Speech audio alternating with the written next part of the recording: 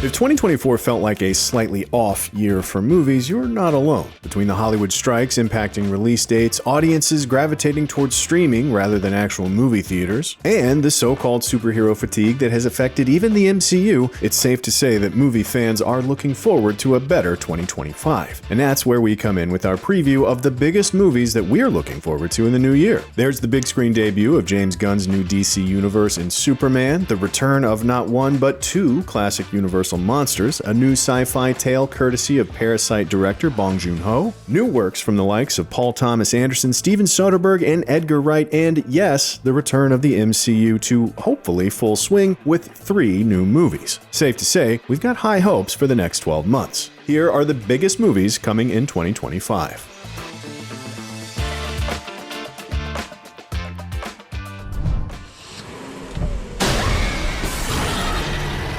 Director Leigh Whannell nailed his Universal monster redo, The Invisible Man, in 2020, and now he's got a Wolfman take coming with Blumhouse producing. Christopher Abbott stars as a family man who undergoes some changes while trapped in a cabin in the woods with his wife and daughter. Based on The Invisible Man and what we've seen of Wolfman so far, Whannell seems to understand that the best monster movies are the ones that are really about, well, the monster that lurks inside us.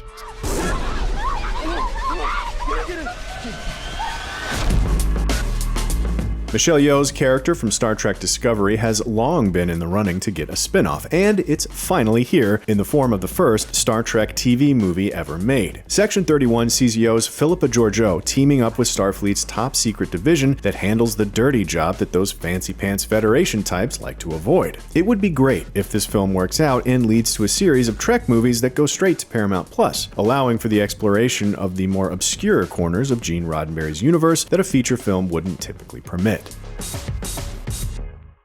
Who sent you after me? Netflix's Witcher franchise continues with another animated movie following 2021's Nightmare of the Wolf, this time featuring the voice of Doug Cockle as Geralt of Rivia. With Henry Cavill no longer playing the character in the live-action series, Cockle returns to the role here, having previously voiced Geralt for the video games. Meanwhile, Joey Beatty and Anya Shalatra reprise their roles from the show as Jaskier and Yennefer, respectively. Based on the short story A Little Sacrifice from The Witcher author Andrzej Sapkowski, Sword of Destiny, the film sees Geralt pulled into a struggle between humans and merpeople.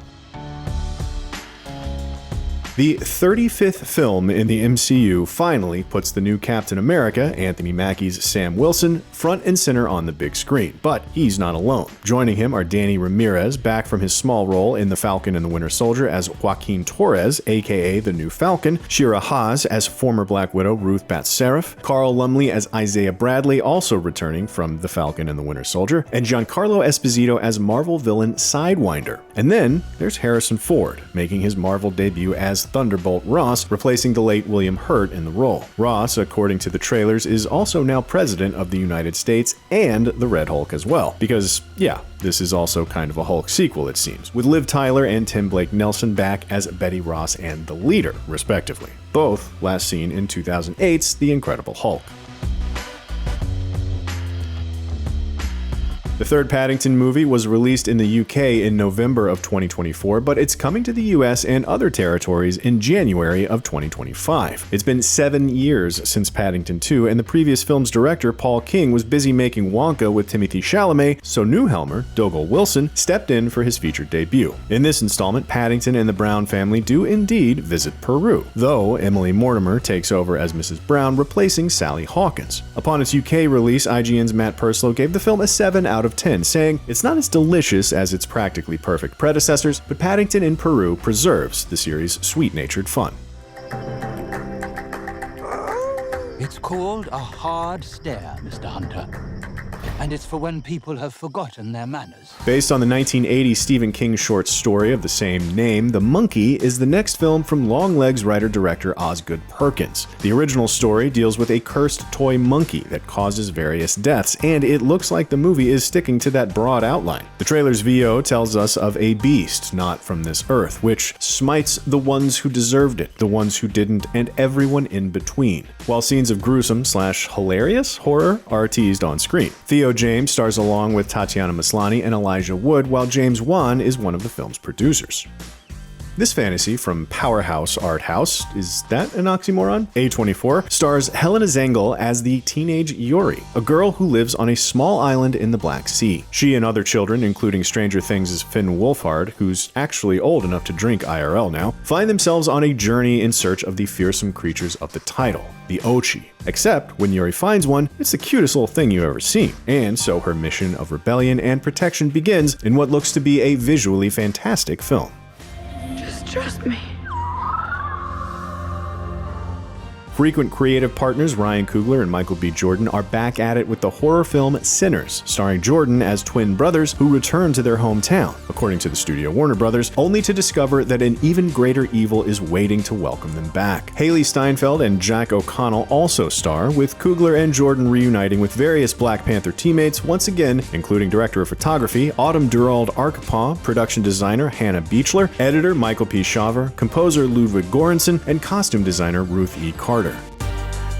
Steven Soderbergh is very busy for a guy who retired once, having made 10 movies in the past 9 years, but hey, who's complaining? He's actually got 2 films out in 2025, the horror thriller Presence in January and Black Bag in March, a high-stakes mystery according to distributor Focus Features, which stars Cate Blanchett and Michael Fassbender. The director re-teams with prolific screenwriter David Koepp for both films, after working together on 2022's Kimi. Not much else is known about Black Bag at this point, aside from the fact that it's got a roster of talent who are almost always worth checking out.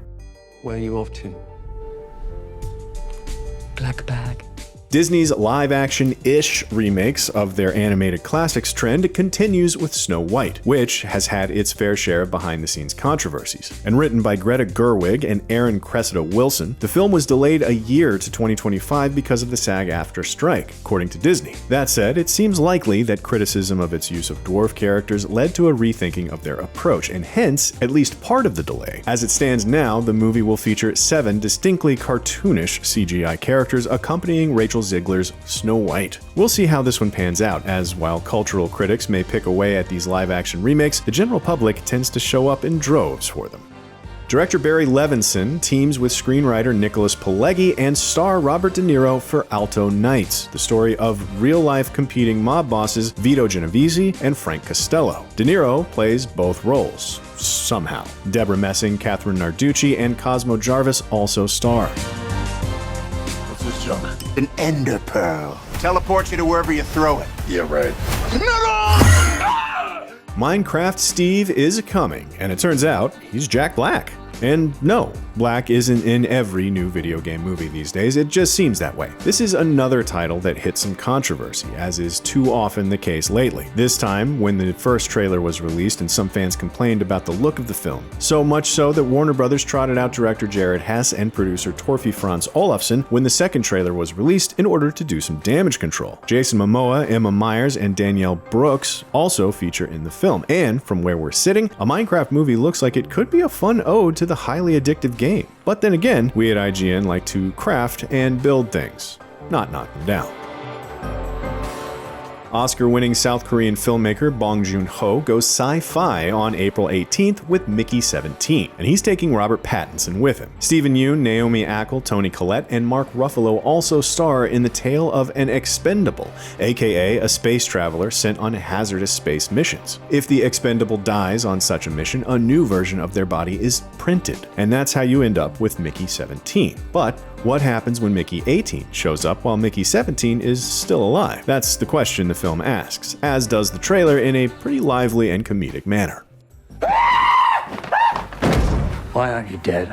Multiples. An adaptation, of course, of the horror video game of the same name, Until Dawn was directed by David F. Sandberg and written by Gary Dauberman. We don't know a ton about the film's plot yet, other than it's inspired by the game. Ella Rubin, Michael Cimino, Ji Young-yu, and Belmont Carmelli are among the cast, as is Peter Stormare, who reprises his role from the game as Dr. Hill. Sorry, we're out of time. The final film of Marvel Studios' Phase 5 and the second MCU movie of the year after a pretty light 24, which only gave us Deadpool and Wolverine on the big screen, Thunderbolts brings together a long-running plot thread in the bigger universe that saw Julia Louis-Dreyfus's Valentina Allegra de Fontaine assembling a team of superpowered individuals, albeit figures who haven't always been on the side of good. The group consists of Florence Pugh's Yelena Belova, Sebastian Stan's Bucky Barnes, David Harbour's Red Guardian, Wyatt Russell's U.S. Agent, Hannah John Kamen's Ghost, Olga Kurylenko's Taskmaster, and newcomer Lewis Pullman's Bob, aka The Sentry. The specifics of their mission remain a little unclear right now, though perhaps the bigger question is whether or not the Thunderbolts can stick the landing for Marvel's Phase 5. Another of Disney's live-action CGI combo projects that reimagines an old Disney animated hit. This one leads us to note that the original Lelo and Stitch doesn't feel that old. But then again, it came out in 2002, so maybe time is just moving more slowly these days because that just doesn't seem right. Whatever the case, Chris Sanders returns as the voice of Stitch, the alien creature who is adopted by Maya Kealoha's Lilo. Ali Cravalho, Judge Reinhold, Zach Galifianakis, Courtney B. Vance, and Hannah Waddingham also star. The 8th film in the long-running Tom Cruise spy action series and the follow-up to Dead Reckoning Part 1 from 2023, Mission Impossible: The Final Reckoning sees the world's most stunt-prone star reunite with the likes of Haley Atwell, Ving Rhames, Simon Pegg, and Vanessa Kirby for one more Ethan Hunt adventure. But will it be his last? With Dead Reckoning slumping as one of the lowest-grossing installments of the series, the future of Hunt and the Impossible Missions Force lies largely on this film's shoulders. For this film, Ralph Macchio, the OG Karate Kid, is teaming up with Jackie Chan, who starred in the 2010 reimagining of The Karate Kid, which I guess is now just part of the bigger Karate Kid cinematic universe. The pair will play their characters from their respective films, with Ben Wang cast as the new kid who must learn karate to solve all his life's problems. Even though Macchio is one of the stars of the Cobra Kai TV show, and that apparently exists in the same world as this movie, it seems as though that film won't have a ton to do with the series. As the actor has said, Legends takes place around 3 years after the end of the show. In case you weren't clear on what world this film takes place in case Keanu Reeves showing up in the trailer wasn't enough, Lionsgate's Ballerina is now called From the World of John Wick, Ballerina, which, okay, fair enough. You can't blame them, I guess. And while the Baba Yaga's current status may be, shall we say, unclear, his world of assassins continues with this spin-off / sidequel, which takes place between John Wick Chapter 3 and Chapter 4. Ana de Armas stars as Rooney, who's seeking Wiccan-style revenge for the murder of her family, with Underworld and Total Recall remakes Lynn Wiseman directing. The one they call the Baba Yaga. How do I start doing what you do?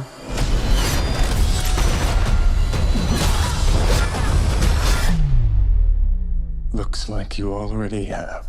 Pixar's next film tells the story of Elio, a boy who wants to be abducted by aliens. As Elio says in the teaser trailer for the film, he has a mole that's the same shape as the Orion Nebula after all, and he does get his wish, finding himself in the Communiverse, an interplanetary organization with representatives from galaxies far and wide. Among Elio's new alien friends are Brad Garrett as Lord Grygon, Jamila Jamil as the Ambassador Questa, while Zoe Saldana voices his Aunt Olga.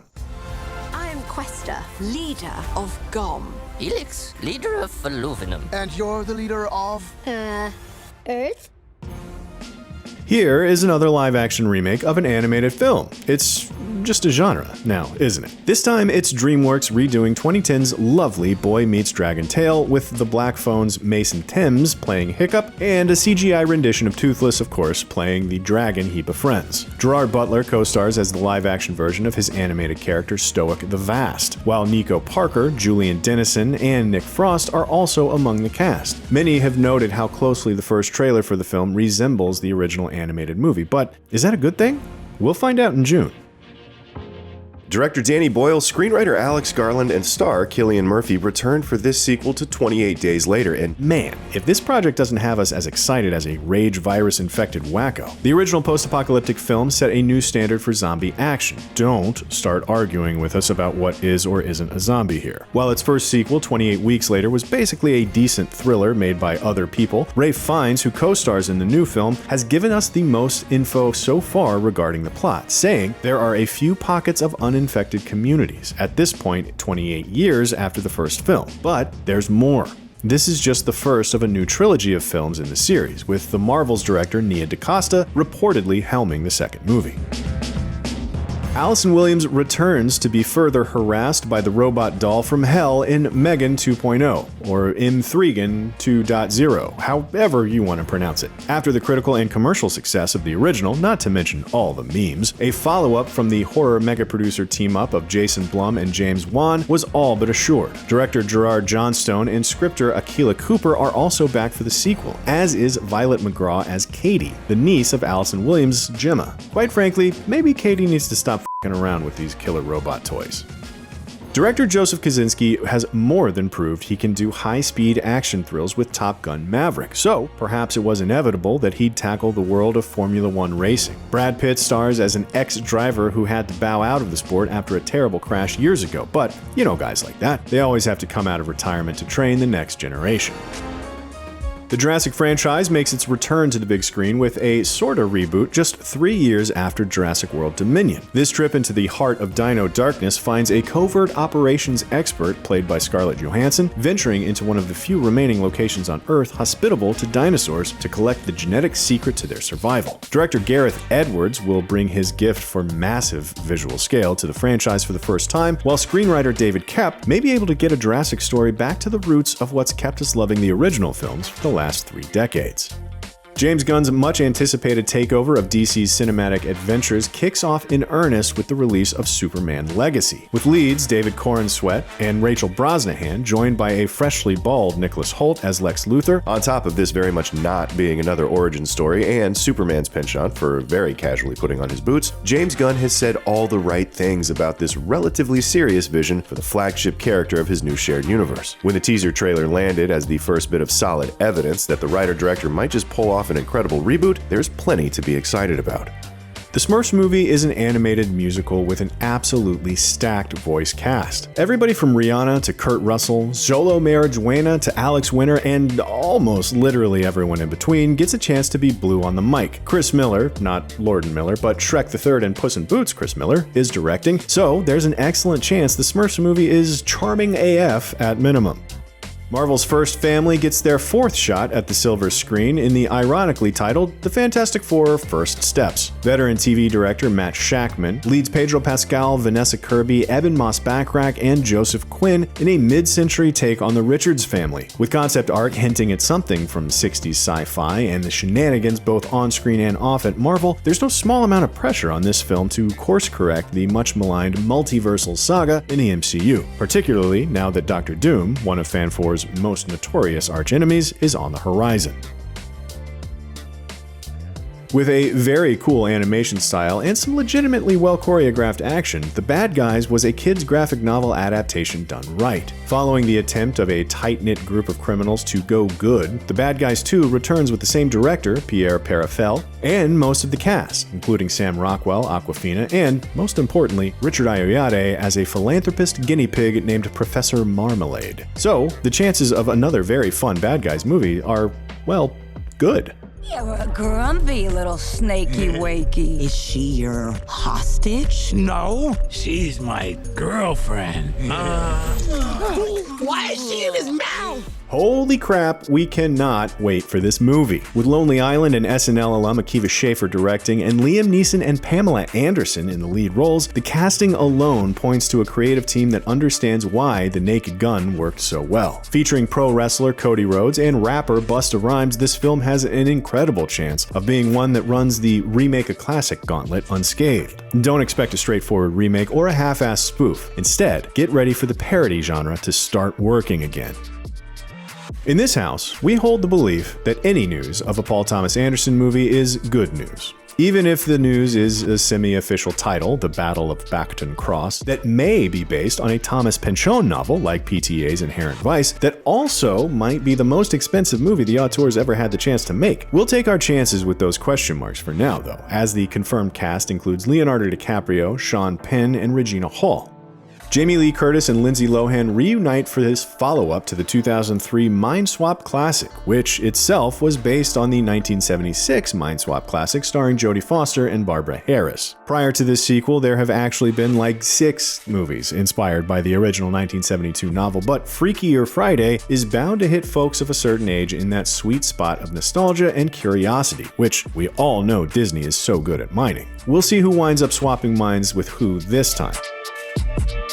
As horror spin-offs go for Scare Factory Blumhouse, Thread, an Insidious tale will have a puncher's chance at success. Starring Kumail Nanjiani and Mandy Moore, the scant details on the film say we'll go deeper into the Further, the supernatural purgatory-like world that's a mere astral projection away. Writer-director Jeremy Slater has credits that include The Umbrella Academy and Moon Knight, which are good signs to be sure, but beyond that, it's just hard to not bet on Blumhouse. Patrick Wilson and Vera Farmiga are back as Ed and Lorraine Warren, those paranormal investigators we all know and love, for the 9th movie in the Conjuring universe. Director Michael Chavez, who has helmed 2 previous films in the James Wan-created series, has said this will be a finale for the franchise, but come on, we'll believe it when we see it.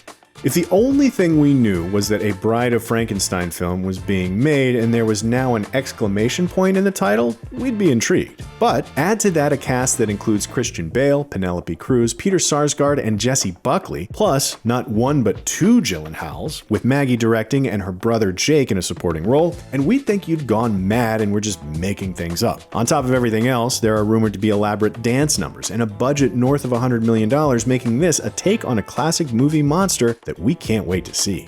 Yep, Mor Saw! The 11th installment of puzzle enthusiast Jigsaw's crime spree finds Tobin Bell returning and Kevin Grutert again at the helm. Grutert, a longtime editor of the Saw films, and with Saw 11 a 4-time director, obviously has a deep connection to the franchise, and we hope an endless supply of ideas for gross-looking and emotionally torturous traps.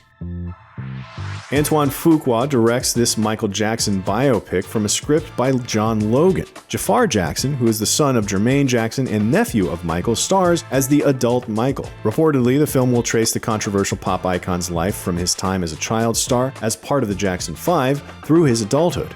The long and arduous quest for a Tron Legacy sequel seems to be nearing its end with Tron Aries, currently scheduled for a 2025 release. The film follows a program called Aries, played by famous doctor/vampire Jared Leto, as it enters the real world, giving mankind its first opportunity to shake hands with AI. Tron as a franchise is a curious one, as the original film is a classic in its own right, and the 2010 sequel felt largely unnecessary. The opportunity here, however, is with the look of the film, this time in the hyper-capable hands of DP Jeff Cronenworth, and the music, with Trent Reznor and Atticus Ross not even bothering to drop 9 Inch Nails from their credit this time around. Keanu Reeves stars in this comedy from writer-director Aziz Ansari. Good Fortune is about a so-called budget guardian angel played by Reeves who loses his wings and winds up, after a series of unfortunate events, living with Seth Rogen. Hey, Hollywood still makes comedies as it turns out. We're there. Perhaps the surest bet in Hollywood is that a horror film that made 10 times its budget at the box office is going to get a sequel. Doctor Strange director Scott Derrickson's The Black Phone did just that in 2021, and to nobody's surprise, in 2025 we're getting a sequel, with Derrickson returning alongside Ethan Hawke and the rest of the film's cast. Given all this, along with Blumhouse's track record with franchising their sneak-up hits, it seems just as unwise to bet against this one too. If we couldn't get WWE's The Miz, the role of Johnny Cage, in the sequel to 2021's surprisingly awesome Mortal Kombat reboot, Karl Urban is a lovely consolation prize. With director Simon McQuad and much of the same cast of badasses back, especially Hiroyuki Sanada and Joe Taslim as Scorpion and Sub-Zero entrenched in a centuries-old grudge match, we're looking forward to a hell of a tournament in Outworld. And if the rumors are true of actors being locked up for as many as 4 Mortal Kombat movies, at least a trilogy worth of fatalities before they're done. With Dan Trachtenberg's Prey marking the first truly great Predator movie since the 1987 original, the floodgates for Predator projects were officially opened. While a direct sequel to the Amber Midthunder-led Prey was long assumed to be in the works, we recently found out that another secret Predator movie had also already been shot. But all the while, Trachtenberg was also hard at work on Badlands, a standalone Predator story that's most interesting because of the fact that for the first time in the franchise's nearly 40-year history, it's being told from the perspective of the titular hunter himself. Rumored to be set on an alien planet and deploying Elle Fanning in multiple roles, Predator Badlands, like Prey before it, has a chance to be a completely fresh take on one of cinema's most iconic monsters.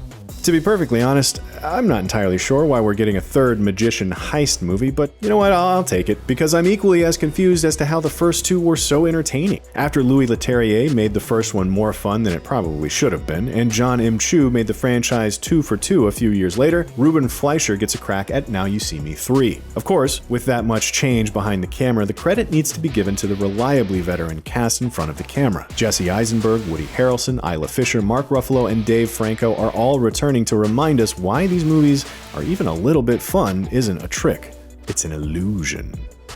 The Running Man from 1987 came at the height of the muscle-bound heyday of 80s action cinema, and Edgar Wright taking another stab at it with an equally muscle-bound cast of Glenn Powell, Katie O'Brien, and Josh Brolin is the best thing that 2025 could offer us. It seems Wright is going back to the source material, a Stephen King book written under his pulpier pseudonym Richard Bachman, to get at the more socially satirical elements the film left out of the first adaptation. Knowing Wright's unconditional love of cinema, this might be pulling from everything from RoboCop to The Truman Show, all with the choreographed mayhem of Hot Fuzz and Baby Driver. We're very excited to see this one. With close to 3 hours worth of Part 1, Wicked concludes by taking over its second consecutive Thanksgiving in 2025. With performances from leads Ariana Grande and Cynthia Erivo that are both great and powerful, the two-part Wicked is a fascinating exercise in adapting from not just one source but two. Folding in elements from the cheery Broadway hit and the decidedly darker novel, the first film was a faithful retelling of them both, and it'll be more than a little interesting to see how well it concludes with Part 2.